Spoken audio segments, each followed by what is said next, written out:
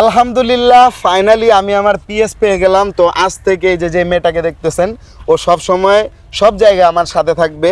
তো বিস্তারিত আপনার ওর কাছ থেকে শুনেন। তোমার নাম বলো আগে। আসসালামু আলাইকুম, আমার নাম বিথি। তো আমি স্যারের পিএস। আজকে থেকে স্যারের সব দায়িত্ব বা স্যারের কাজ সব আমি করব। তো বিষয়টা হচ্ছে গিয়ে তোমার বাড়ি কোথায় জানো?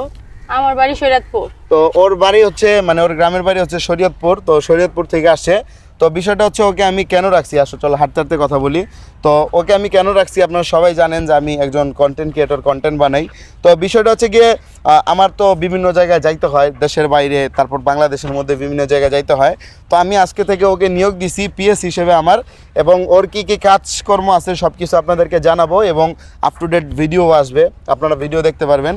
তো বিষয়টা হচ্ছে আগে তোমার বিথি, তোমার কাজগুলো তোমাকে আমি বুঝিয়ে বলি, বুঝছো? হ্যাঁ, তোমার স্যার। কাজগুলো হচ্ছে আমি যখন মানে শুরু থেকে বলি